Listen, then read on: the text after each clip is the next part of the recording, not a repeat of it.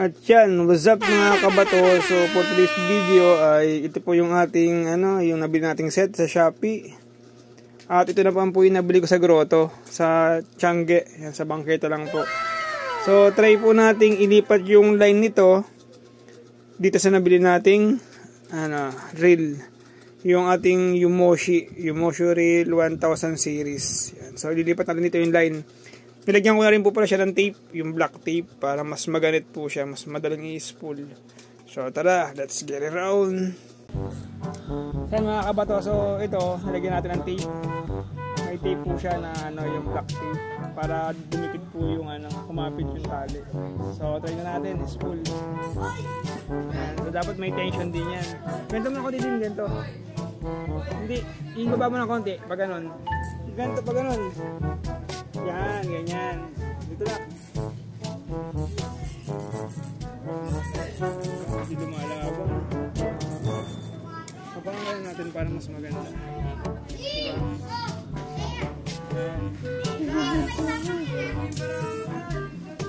Ayun mo. Nagbeben talaga yung Sige. Ito lang natin para maganda.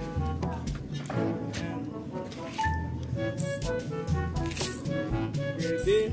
Mas matibay nga siya, oh. Dapat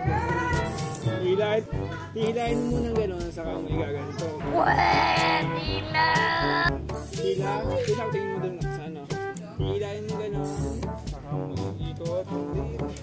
Hila ulit. So ito nga kabato. Putok mo dito. Ang ganda ng pagkaka-spool niya, oh. Ang ganda po ng pagkaka-spool niya, diba? Ang linis. Hindi kagaya ng ibang kasi medyo may tension yung ating reel. Malin din ako, malin din. Diba? Excited na ako may-try ito. Field test natin ito. Sabihin mo din kung ubos na din, baka ubos na yan.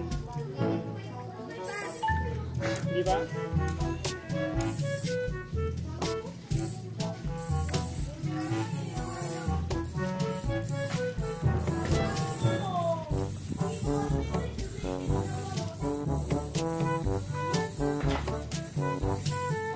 Umiiyak yung rin yung isa, oh. Umiiyak yung